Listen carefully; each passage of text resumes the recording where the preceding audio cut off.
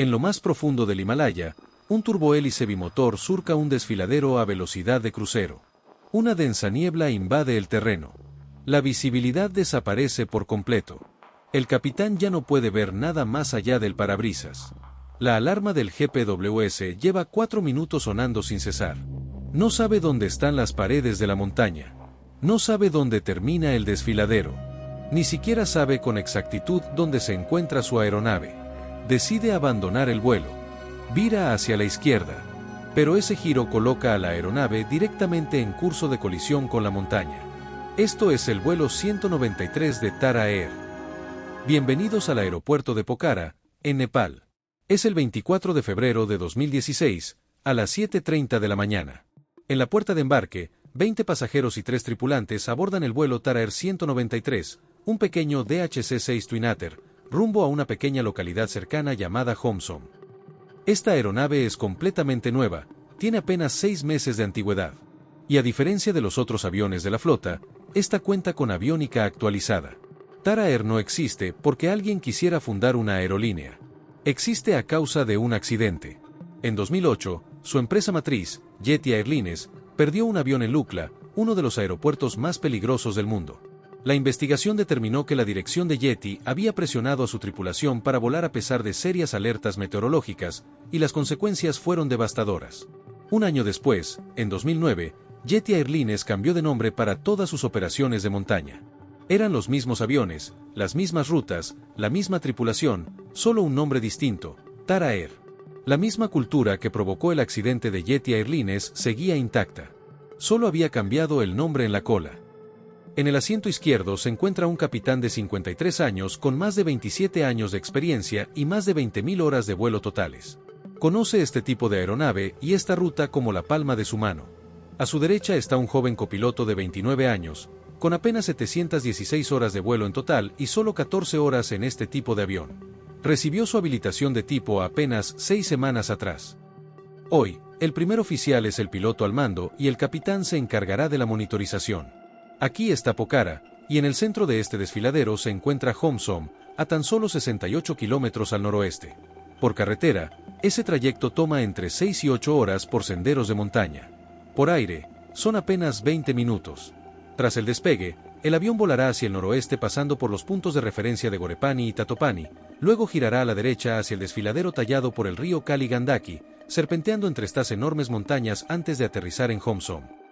Es una ruta hermosa en un día despejado. Hoy no es un día despejado. Esta mañana, todo Nepal está cubierto por una densa capa de nubes y la visibilidad es muy reducida.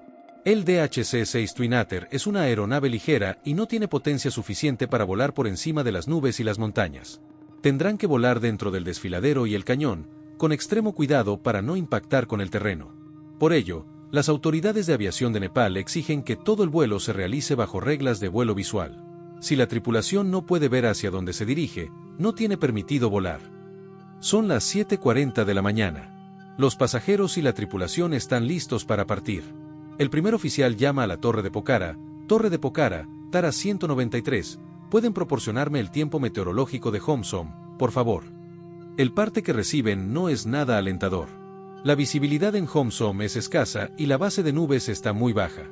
La ruta, especialmente sobre el desfiladero, se encuentra en condiciones de vuelo instrumental. Además, su aeropuerto alternativo en Bairajagua está cerrado por mal tiempo. Se permite volar sin un aeropuerto alternativo operativo únicamente si se cumple alguna de estas condiciones. La primera, que se tenga la certeza de estar en condiciones visuales durante todo el vuelo, lo cual hoy no ocurre. La segunda, que en el aeropuerto de destino haya más de una pista y al menos una cuente con aproximación instrumental. Pero Homsom tiene una sola pista y únicamente de uso visual. Y la tercera, que el aeropuerto de destino sea considerado aislado, condición que Homsom tampoco cumple. Entonces, ¿volar o no volar? Esa es la pregunta. Aunque el tiempo es marginal, la tripulación está bajo presión de tiempo.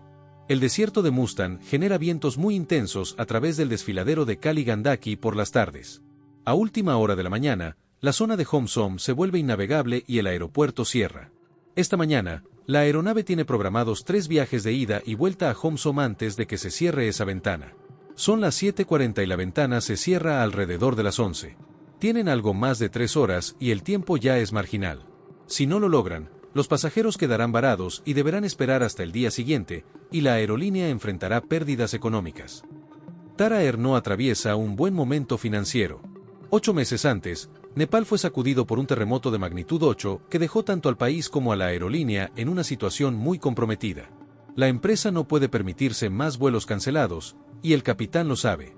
El capitán forma parte de la dirección de Tara Air. Nadie le ha indicado explícitamente que vuele con mal tiempo, pero no hace falta. Vamos a ver. Si no es posible aterrizar, regresamos. Ruedan hasta el extremo de la pista 22 y a las 7:49 de la mañana despegan de Pokhara. Al sobrevolar la ciudad en dirección a Ghorepani, las nubes ya se están densificando. Comienza como una leve neblina y a medida que continúan ascendiendo, se va espesando y reduce su visibilidad. El punto de referencia llamado Ghorepani es el punto de decisión. Si el avión no se encuentra en condiciones totalmente visuales al cruzarlo, deberán dar la vuelta y aterrizar en Pokhara. No tienen permitido adentrarse más en el desfiladero. Faltan 5 minutos para llegar a Ghorepani. En tierra, en Pokhara, otro avión se está preparando para despegar. Dado que el tiempo en esta región puede cambiar de forma drástica en minutos, los pilotos suelen comunicarse con otras aeronaves en vuelo para obtener una actualización meteorológica inmediata. Ese avión llama al capitán de Tara Air solicitando un reporte del tiempo. Curiosamente, Radio Nepal, una emisora local, está transmitiendo música en la frecuencia de la torre de Pokhara. La música satura el canal y la llamada se pierde por completo. La ultraligera lo intenta de nuevo un minuto después, y esta vez el capitán responde: neblina ligera. Montañas no visibles, pero contacto con el suelo. Está alertando al otro piloto de que el tiempo no es favorable. El avión llega ahora a Ghorepani. El tiempo no ha mejorado. Cruzan el punto de referencia a 11.400 pies, todavía en medio de las nubes. Este es el punto de retorno. Avancemos hasta Tatopani y entonces decidimos si continuamos o nos desviamos. Tatopani es un punto de referencia más adentro del desfiladero, pasado Ghorepani. El capitán ha decidido romper las reglas. Por su tono, parece algo que ha hecho con frecuencia anteriormente. El primer oficial no objeta. Él tiene 760 horas. El capitán tiene 20.000. Es nuevo en la aerolínea. El capitán forma parte de la dirección. En esta cabina solo hay una voz. Mantente entre las capas de nubes. Si no tenemos contacto visual en Tatopani, giraremos a la derecha y regresaremos a Pokhara. ¿Está lloviendo de tu lado? Negativo, capitán. Sin visibilidad. Bien, ya veremos si decidimos. Justo en ese instante, mientras el avión se encuentra entre Ghorepani y Tatopani, las alarmas del GPWS comienzan a sonar en la cabina. Terreno. Terreno. Hacienda. Están muy cerca de las montañas que los rodean, pero no pueden verlas. En esta región, debido a la proximidad de las montañas, la alarma del GPWS se activa incluso en días normales, en vuelos donde no existe ningún riesgo real. Con el paso de los años, al escuchar al GPWS lanzar falsas alarmas repetidamente, el capitán ha adquirido el hábito de ignorarlas como una simple molestia. Bien, veo el suelo. El avión está cruzando ahora Tatopani. Por un momento, el capitán afirma que puede ver el suelo. Pero en realidad el avión está a 11.500 pies, completamente rodeado de nubes. El suelo no debería ser visible desde esa altitud. Lo que el capitán cree ver como el suelo es en realidad el reflejo de la sombra de las nubes. La mente del capitán busca desesperadamente algo familiar y empieza a ver lo que quiere ver. Pero ahora que cree haber visto el suelo, decide que eso cumple con los requisitos del vuelo visual, y resuelven continuar hacia Homsom sin dar la vuelta. El capitán indica al primer oficial que inicie un descenso gradual hacia lo que él cree que es el suelo, y el inexperto primer oficial obedece. La zona entre Ghorepani y Lete es una de las más peligrosas de toda esta ruta por dos razones. Primero, es la entrada al desfiladero donde las montañas convergen muy cerca de la aeronave, y segundo, precisamente en ese sector existe una zona muerta de comunicaciones VHF, una brecha en la cobertura de radio desde la cual ni el aeropuerto de Pokhara ni el de Homsom pueden contactar con el avión. Están completamente solos. Todo lo que ocurra a partir de este momento ocurrirá en silencio. Continúan descendiendo hacia la nada. El avión cruza los 10.700 pies de altitud. El capitán dice entonces algo inesperado: bien, gira a la izquierda. La ruta real a Homsom está a nuestra izquierda. El capitán cree que se han desviado hacia la derecha y que la ruta correcta está a su izquierda. Aquí es donde está la ruta real. Aquí es donde el capitán cree que están.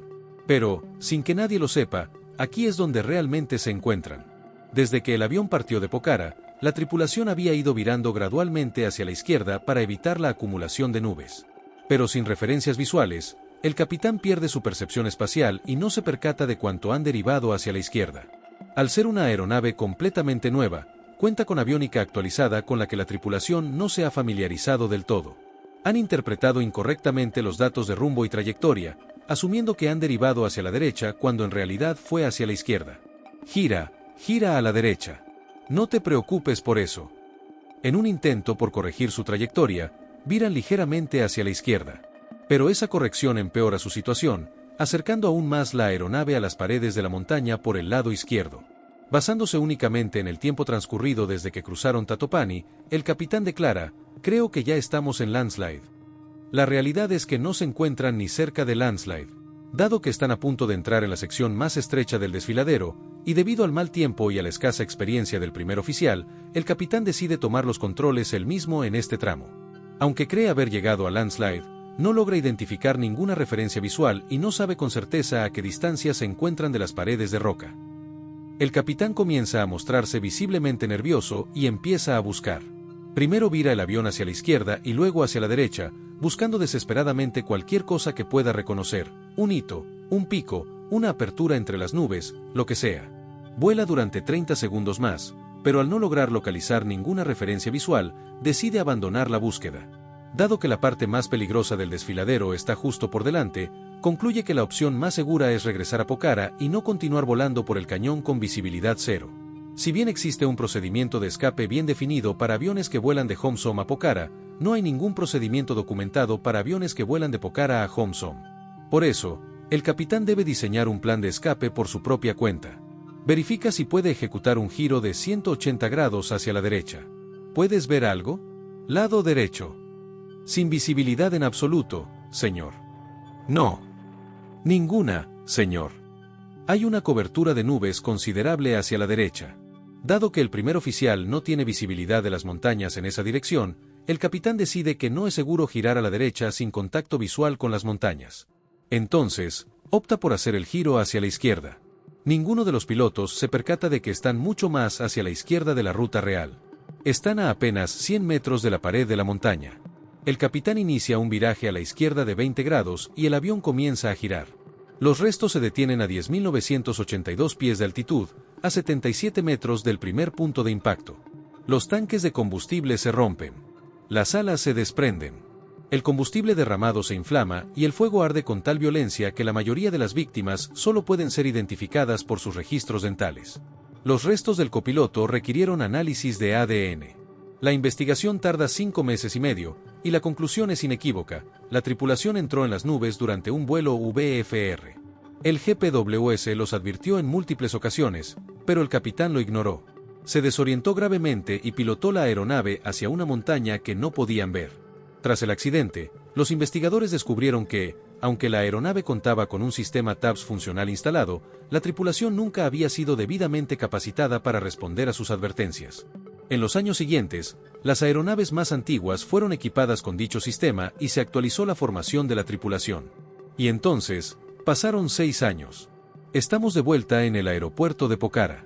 Es el 29 de mayo de 2022, poco antes del amanecer. El avión es el mismo, un DHC-6 Twin Otter. La aerolínea es la misma, Tara Air. El destino es el mismo, el aeropuerto de Homsom. Esta aeronave también debe completar 3 viajes de ida y vuelta a Homsom esa mañana, antes de que el aeropuerto cierre a las 11 en punto. No va a ser un día rutinario. Permanece suscrito y activa la campanita de notificaciones para ver este video que se estrena muy pronto. Y hasta la próxima. Adiós.